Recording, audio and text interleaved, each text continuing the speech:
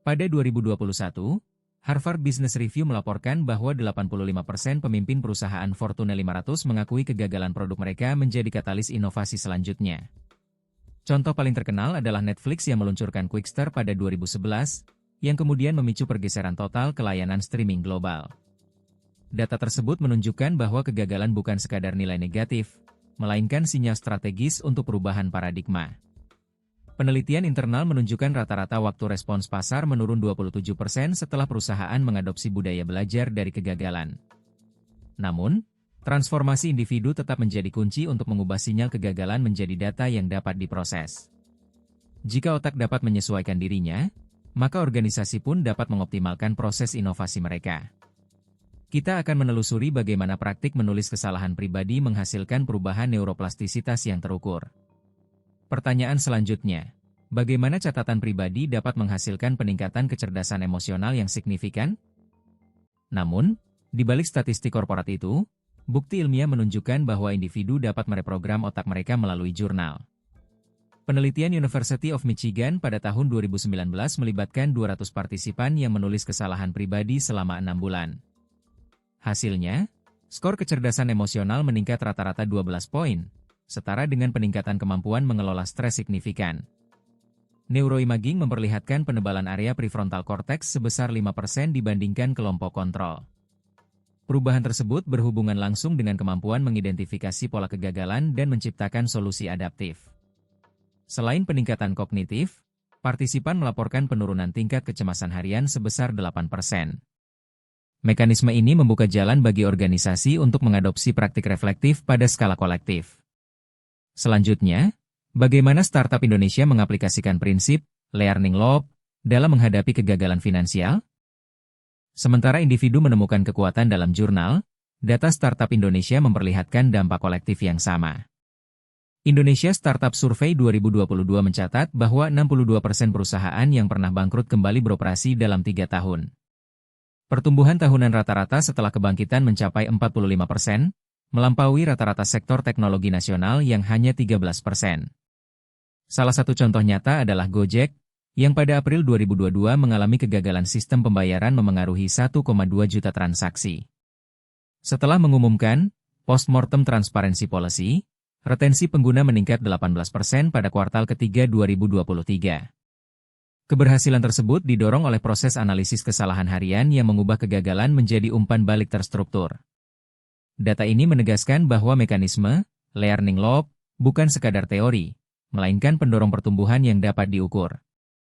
Langkah selanjutnya adalah memahami 3 mekanisme utama yang mengubah kesalahan menjadi bahan bakar inovasi. Itulah mengapa 3 mekanisme, error-driven, muncul sebagai fondasi transformasi. Pertama, error-first prototyping, yang dipelopori Emitage Sail pada tahun 2020 memperlihatkan algoritma belajar 30% lebih cepat ketika diberikan gangguan sengaja. Pendekatan ini mengajarkan tim pengembang untuk menyuntikkan skenario kegagalan sejak fase konsepsi, mempercepat iterasi produk. Kedua, postmortem sprint, yang diadopsi Garuda Indonesia pada tahun 2022 menghasilkan peningkatan kesiapan operasional 22% setelah audit harian.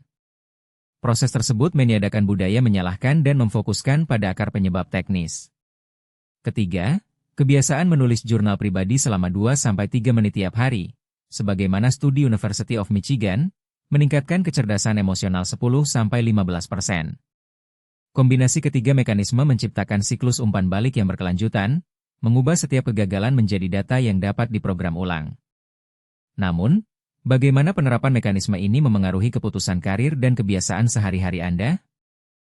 Jika mekanisme tersebut dapat mengubah produk dan tim, dampaknya meluas ke ranah pribadi dan kebijakan publik.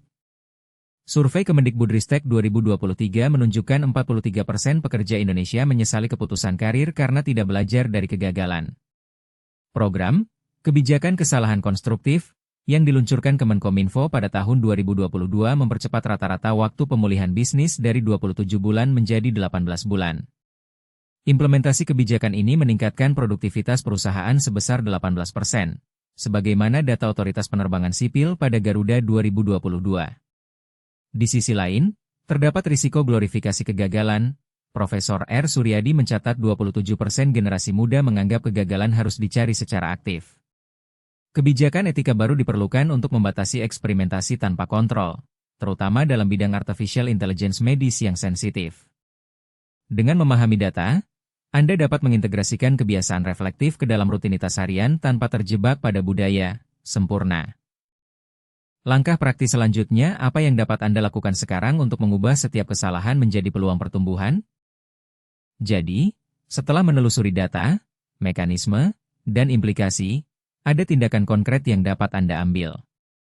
Tuliskan satu kesalahan penting yang Anda alami tahun ini, identifikasi setidaknya 3 pelajaran spesifik, dan bagikan dengan tagar belajar dari kesalahan serta your channel. Langkah ini tidak hanya memperkuat kecerdasan emosional pribadi, tetapi juga menambah kumpulan data terbuka yang dapat dimanfaatkan oleh peneliti dan startup. Anda juga diundang untuk mengikuti webinar Error Driven Innovation pada tanggal 15 Agustus 2026 yang diselenggarakan oleh Kemenkominfo dan BRIN. Di sana, pakar industri akan membahas strategi mengendalikan risiko glorifikasi kegagalan dan cara mengimplementasikan learning loop dalam tim. Jika Anda tertarik pada sejarah kegagalan spektakuler, video berikutnya akan mengungkap 5 kegagalan teknologi paling ikonik yang justru melahirkan inovasi besar. Jangan lewatkan, karena setiap kegagalan membawa pelajaran yang dapat mengubah masa depan Anda. Tekan tombol berlangganan sekarang dan tetap terhubung untuk perjalanan selanjutnya.